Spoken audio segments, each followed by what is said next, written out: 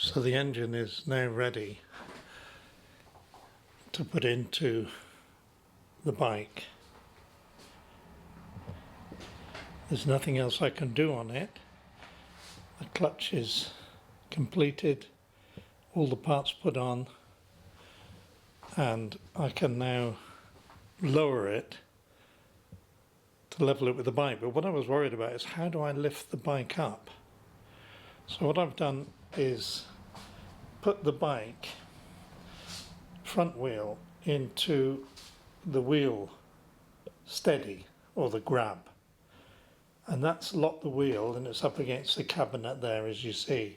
But I didn't know how to lift the bike up off the ground. So thinking about it, you can see what I've done. I've taken a ratchet strap, put the hooks on the front of the bike, taken the strap around, because I had nowhere to put it onto. I wanted it on the ceiling. I've taken it around the column, back in through the window, and back to the bike, and I'm amazed it works. And by just doing that, I can raise or lower the bike to any position at all. So now what I can do is lower the trolley down,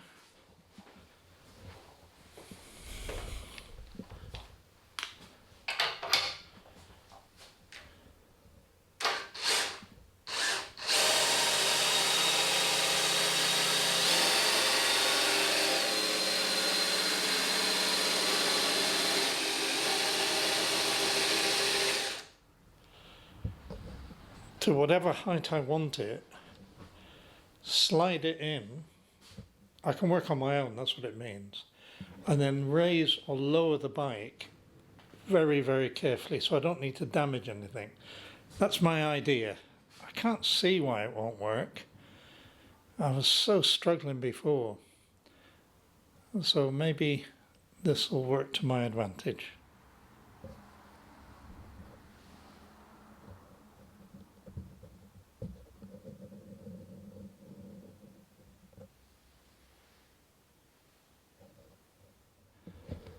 It was going very well. I just can't, I'm inching it forward, just bit by bit, and I'm thinking, why won't it go any further? Trying to get these struts lining up with this hole, so I've just got those few inches. It looks as if the oil pipe just needs lowering down a little bit. It's got bent in its process, but of course that's not stopping it. And then it's the obvious. That is what's stopping it. The board is against the wheel, so I'm never going to go anywhere. So I think what I'm going to have to do is unbolt the engine and slowly push the engine forward on its own. So what I'm doing now is trying to line up the through bolt that holds the engine to the frame, according to Haynes' manual, and put the long engine bolt, this one here, put that one through first. Then I put the telelever bolt through, and then with a lot of tie wraps I put this bolt in and this bolt in. So that's the engine bolted in. There are more bolts when the subframe goes on, but some main 3 major bolts. So now I've got to work on the ancillaries just one by one, and this host of frightening cables. Anyway, the first thing is the oil pipe from the oil cooler. One down here and one down the other side. Well, the pipe actually bent quite easily. Well, it didn't bend, it's on a spring. And I've got the bolt in. I turned the bolt down. It was the normal thick black oil. It was even hard to sand it off. So I turned the face down and sanded each edge. So we've got to cover that up. But this goes to 35 Newton meters.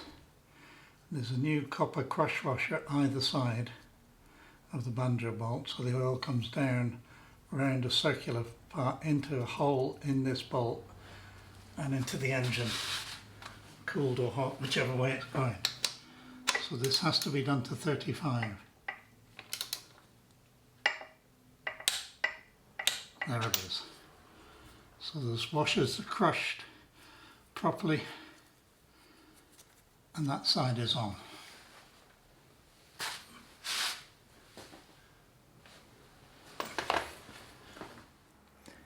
This is where the beauty of marking the masking tape. So H there, and lo and behold, H there. The problem is I can see many that aren't marked. So I'm going to have to... so that's the first one in. I've been looking everywhere for I, and I've just found this cable that was jammed in the front. I thought for a minute I'm not going to be able to get it. And there's the elusive I. And that says I. Oh dear, I've missed a few cables. I'm really worried now. Oh, I remember this one with a rubber cap and a very rusty terminal. So let me just take this and clean it up, and then I can connect to the alternator.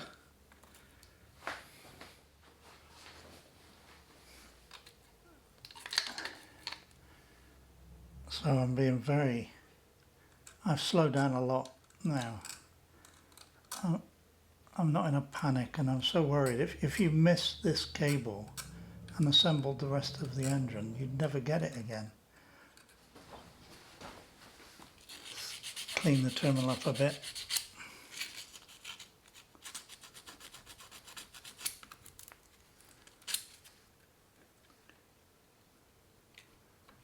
So that grease, don't get it on your fingers, grease. Sorry about that. And go on there. 10mm as always.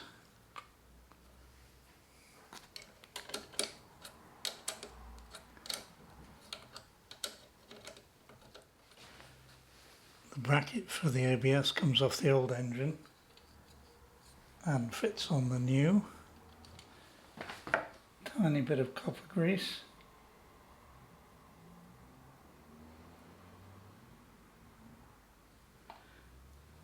And these stainless steel nylock bolts.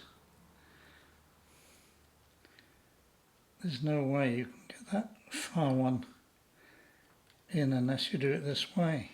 Yes, that's how to fit the ABS. You can't do it any other way. Put the frame on the ABS, and then the one screw that you can reach with a long Allen key right under there, and a new stainless steel screw's gone in there. It's then held here and here. I have a feeling this has to come off. The gap that I had is because of this moulding of this case. So I'm just going to leave it like that now. I'm not going to screw the screws into here. What it does mean now is that the all-important plug is now clipped back, so the circuit is complete. I'm finding you really do have to follow the Haynes manual in reverse.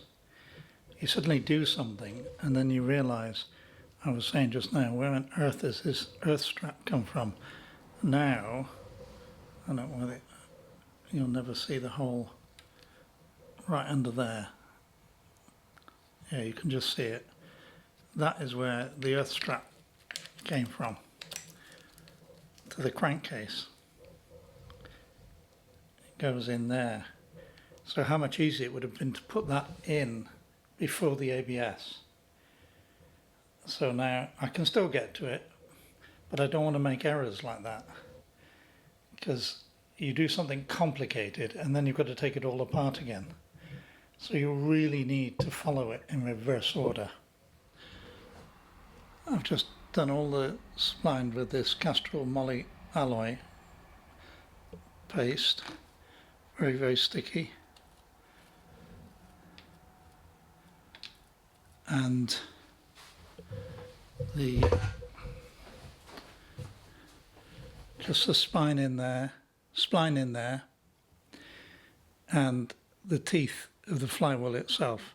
What you don't want, of course, is grease flying around inside the clutch area. So it's done very sparingly, but just enough to give it some lubrication. So now it's lifting the gearbox back in. I've got to get it in square.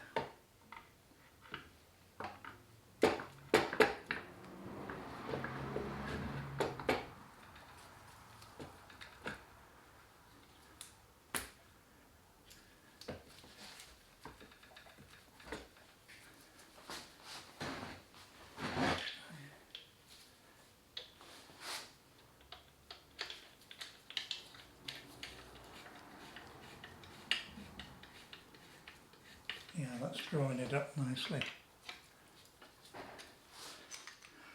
So that is correct. There's just 3 bolts attaching the gearbox and 2 left for the starter motor. So I've put the same grease, the spline grease, on the starter motor. Put a pin there and 2 sockets, so you can't go wrong there. And then let's just put that one in. Secure it. Just out of interest, while it's so easy to see, this top dead center tool, and Haynes' manual shows you how to make one of these, but you've got to turn down this little bit here and then bend it in the vise. So if you can't do that, it's just easier to buy one. But this is a hole that it goes through, and at top dead center it lines up with a hole in the flywheel and it locks it. Now I'm at top dead center, so I know I'm in the right position, but you go round until you find that position, that one position where it'll go in. So it's a very useful thing to that if you want to lock the engine while you tighten something else on which would turn it. So I think now I'm ready to torque up the bolts that we have put on. The torque setting is 19 Newton meters, so just go around a little bit each first.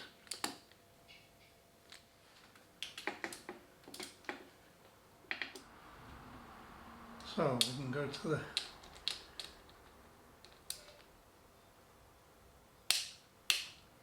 $19.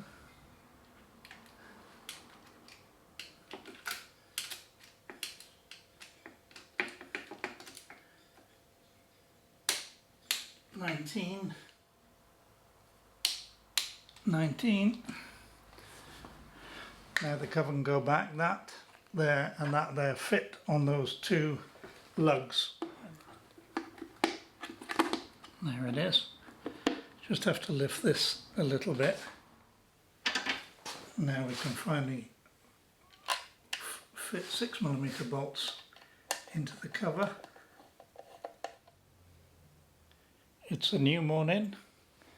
I was pleased that yesterday I could get the gearbox fitted yesterday afternoon, the starter motor fitted. Being very careful that I don't miss putting a cable in. Can you imagine taking the gearbox out to put 1 plug in? We now come to the starter motor, which I bolted on yesterday, and I've cleaned up all the copper parts here for the connections and cleaned up the mains lead to it. So that goes on there, and it's all been greased with the electronic or the battery type of grease. So first of all we can knit that up. This is the clutch push rod, and it has a small felt sleeve, whatever you call it there, which I've ordered a new one from Motorworks. So that comes off. I've just wiped it clean, just do a test to make sure it is not bent at all. I've got a proper ground metal plate which I tried it on. It's very heavy to lift up to show you. A piece of glass will do just as easy. If it rolls and it's straight, if it's bent, throw it away.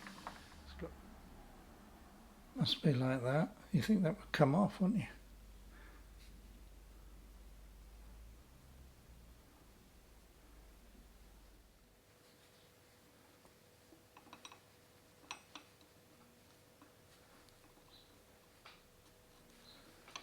And there it is.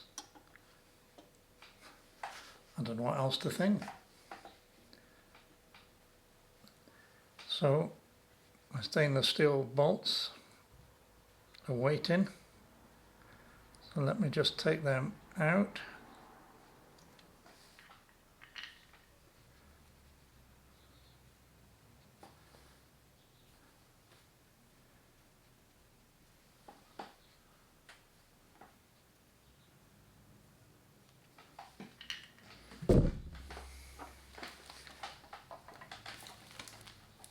And this is the clutch.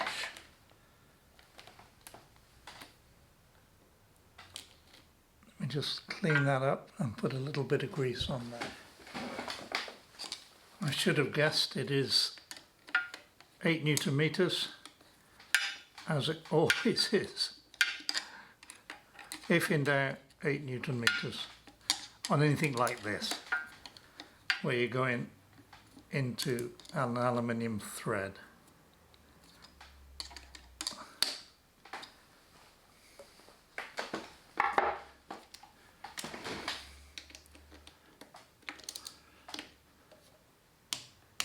There we are.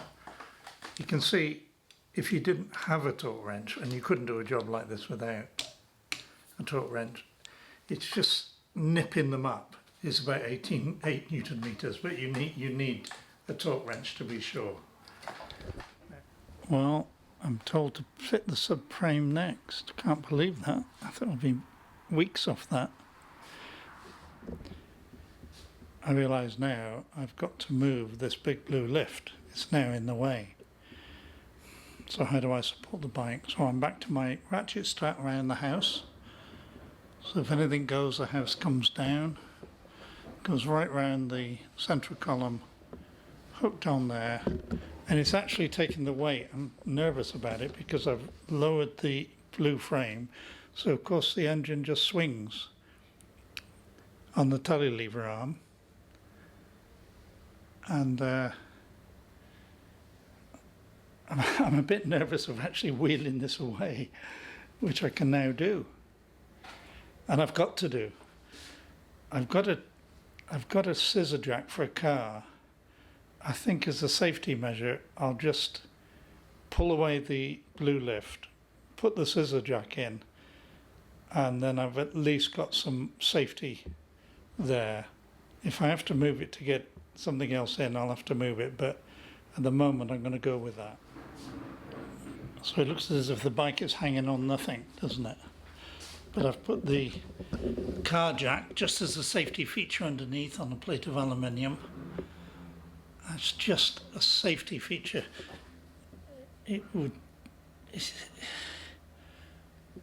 main thing is this tie, which is solid. I cannot see without bringing the house down that anything would move. But it just gives me that little reassurance to know there's something tight against the end and supporting it a little bit more.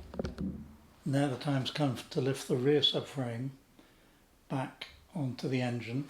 The first thing that I want to put in position is this spider that we spoke about, that I looked forever to see where that went, but all it does, I believe, I hope I'm right, it locks into the airbox like that. So I've got it in position now. I've got to hold the rear subframe. It's not that heavy, it's just awkward because I've got to line up where the frame bolts in to the bike itself. And I've got to do it on my own.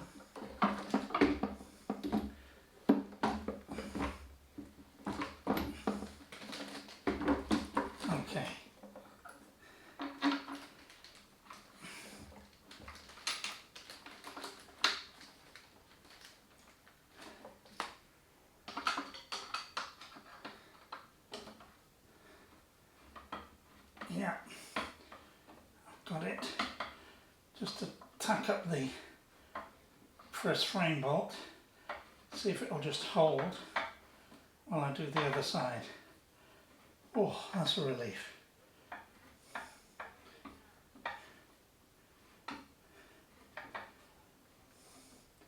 It's actually holding there. You see why I put that fuel pressure there? You couldn't get it in afterwards. Now the whole thing is hanging on one bolt. The second bolt is here ready. I just want to put a little bit of Loctite on it.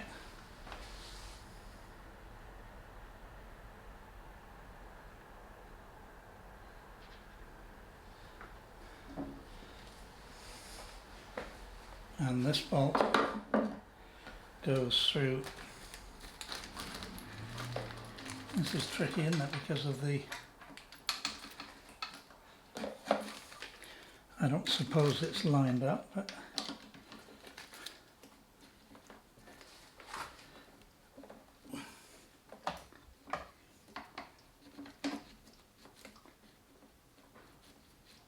yeah, it's going in, I think. Wow. I'm relieved and surprised. I'm not going to tighten it up fully, I'm just going to lock it in. So the bike is standing on its own on its centre stand, but I've still got the problem, which I don't know how to sort at the moment, of lining this frame up with the hole, where I spent ages the other day lining that up. And it's all so rigid, I don't know how to do it at the moment, so I've got to really think about this. That's the next step. Well, actually, this is easier than I thought. What I've had to do is just pull the back of the frame up because the engine's riding, and it worked. Got to get something just to line up like that, line up the hole, and then I can get the bolt through. I was expecting to have real problems with that, but it's the frame at the back. I was looking at it the wrong way around, thinking, how am I going to drop the front of the bike? And it's not taking yet. Oh, it is. It is taking.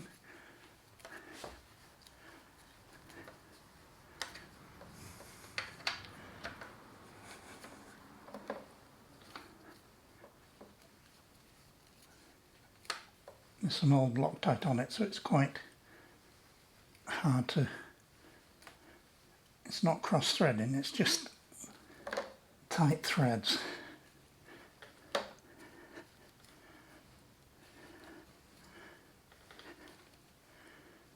And I put some fresh Loctite on now. These frame bolts in particular are just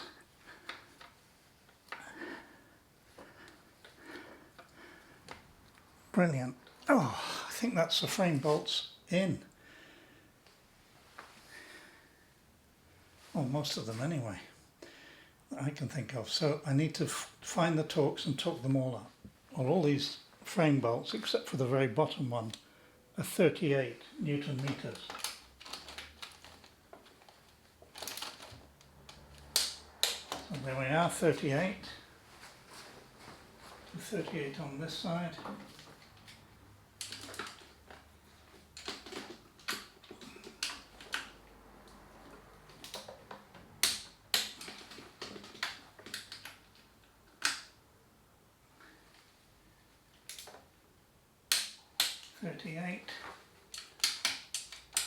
Did I do that one? No. 38. Now, the bottom one, according to my internet chart, is 55. So I need to go up to 50, which is there, and then around 5. 1, 2, 3, 4, 5. I have a feeling that the engine bars go in there, so they may all have to be undone, but never mind. So 55 on the one around here. That's 55. I've just got one on the back of the gearbox. That's up to 28.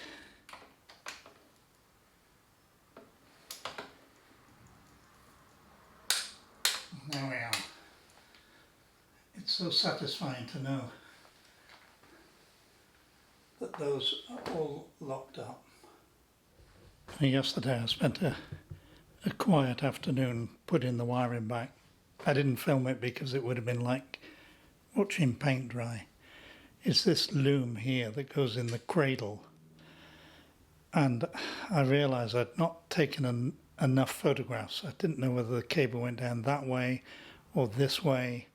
It's not easy at all.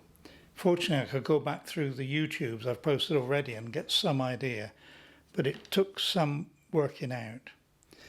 And then actually you get things like this that I just happen to remember weren't connected at the beginning, but I wish I'd marked it that way, because you think you'll remember everything and you certainly don't.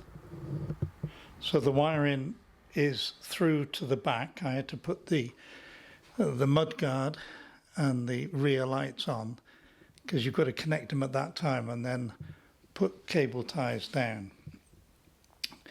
It just takes a long time and you're working everything out. I think what I've got left now is all the cables that go through to the fuel injection, and it's beginning to make a bit of sense. I found everything that should be plugged into whatever, and marking them up A, B, B. Oh, what a dream that is. I just wish I had done it on every single cable.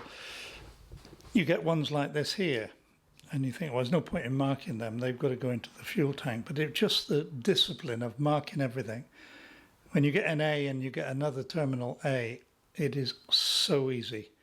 I should have done it all the way through. This side of the bike, apart from getting the cable to run through here, wasn't easy. I had to undo the pipe for the oil cooler, which is still undone because it's the one part I've missed ordering. It's an O-ring for here. So I can't fix this until I get a new O-ring to go on there, and then it can bolt back in there, but it needed to come off to get the cables through. Even Haynes manual says make sure you run your cables before you really tighten anything, but you think you have. Then you realise that a main bunch like this should be behind that, not coming around the front, which I thought it would. So anyway, I've done it all now. So now really I'm on to the final drive, the swing arm and the shock absorber, and I did treat myself. The one bit of bling is the shock absorber, which I ordered a new one from Brooks, and they only did it in black, but I saw some of them in red, and they exchanged the spring for me for a little bit more so I could get a red spring. So that's one of the things I've got to fit next. So here we are, fitting the new shock absorber. So it's going to come, and then the bolt goes through. The top bolt here was incredibly rusty. I've put it in the lathe and cleaned the whole thing up. Little bit of Loctite, but copper grease. Got a position so I can turn this handle to be able to change the suspension. So it's hanging there at the moment in all its glory. How long will it stay that clean? The other one actually was getting pretty rusty, so I'm glad I've changed this one.